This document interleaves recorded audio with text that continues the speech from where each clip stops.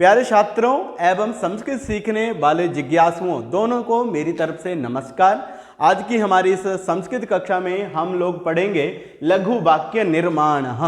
लघु लघु वाक्यों का निर्माण और उसमें भी तत् शब्द प्रयोग।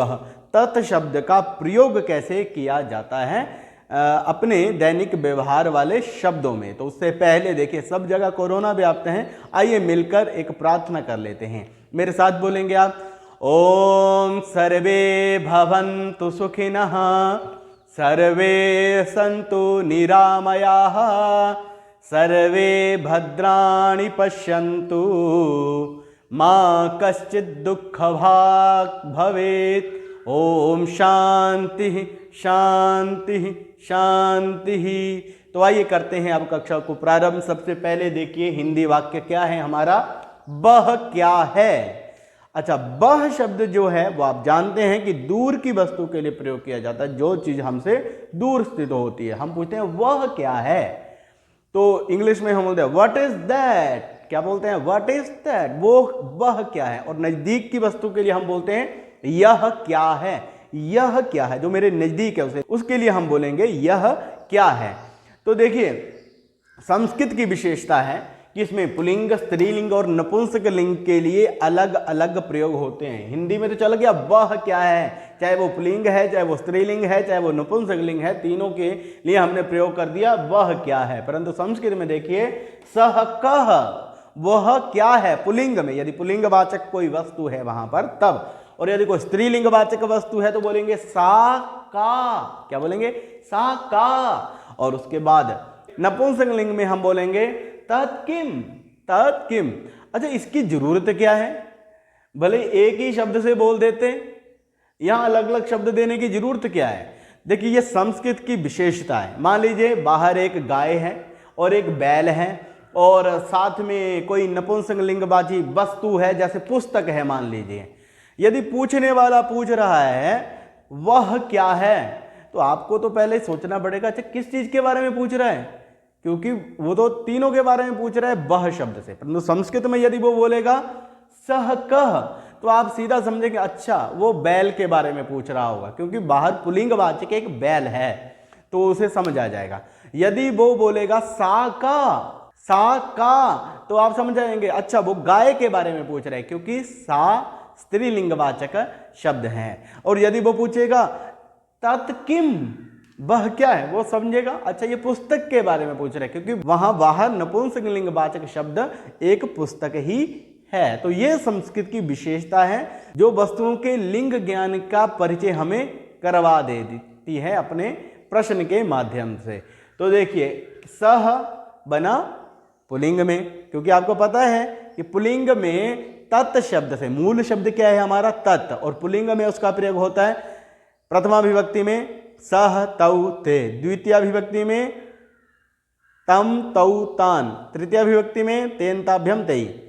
और स्त्रीलिंग में प्रयोग कैसे होता है, प्रथमा विभक्ति एक वचन में सा ते ताह, द्वितीय में ताम ते ताह। इस प्रकार से अन्य रूप बनते हैं, आप कर चुके हैं इनको। और उसके बाद देखिए आप, फिर कौन सा शब्द आता है, नपुंसक लिंग। नपुंसक लिंग में कैसे प्रयोग होगा, तत् शब्द का हम बोलेंगे तत् ते तानी, तत् ते तानी। तत् एक वचन में, ते द्विवचन में और तानी बहुवचन में। तो उन रूपों को भी हम आगे देखने वाले हैं। परंतु सबसे पहले देखिए सह कह। अब देखिए कह शब्द में भी वही वैसा ही रूप बन रहा है जैसे सह में कह। यहां देखिए सा, तो यहां बन गया का, और यहां बन गया तत्, तो यहां बन गया किम, या मूल शब्द आ गया किम, तत् सह कह सा का और तत् किम। इस प्रकार से हम प्रयोग करेंगे। आज मैं आपको एक सीक्रेट भी बताऊंगा। यह और वह शब्द जो संस्कृत में प्रयोग होते हैं, एतत् और तत्, इन दोनों में क्या समानता है।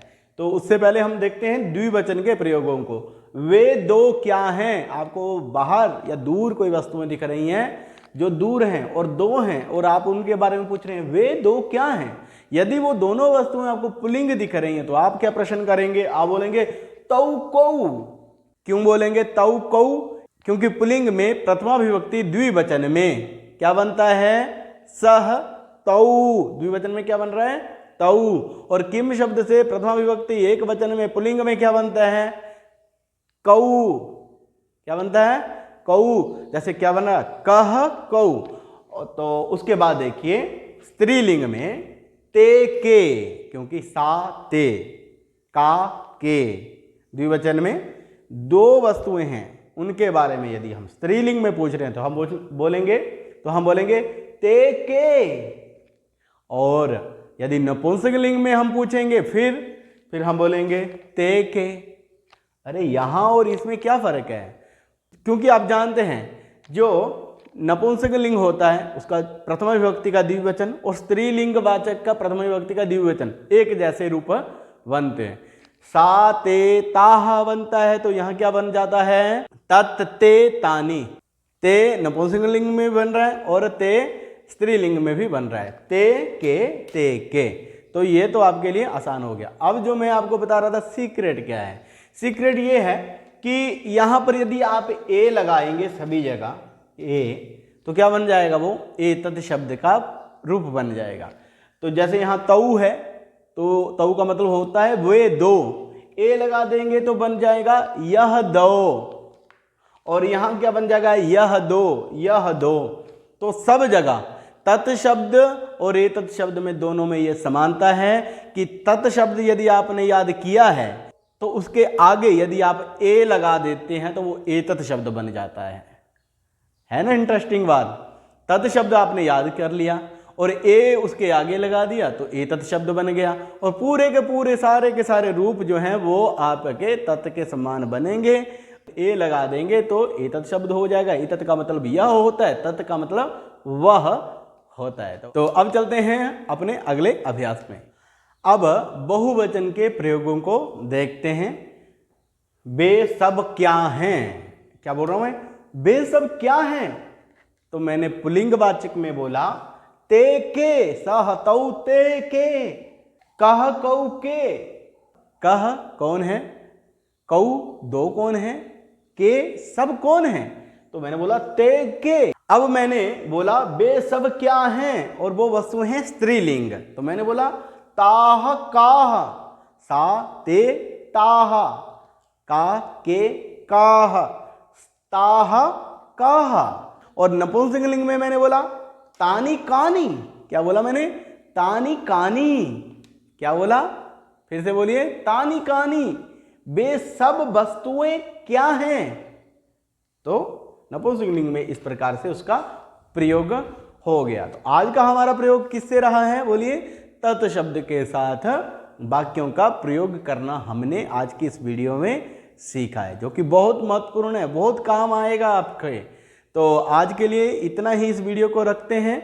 अगली वीडियो में फिर किसी नए अभ्यास के साथ मिलेंगे आपसे। तब तक के लिए जयतु संस्कृतम, जयतु भारतम।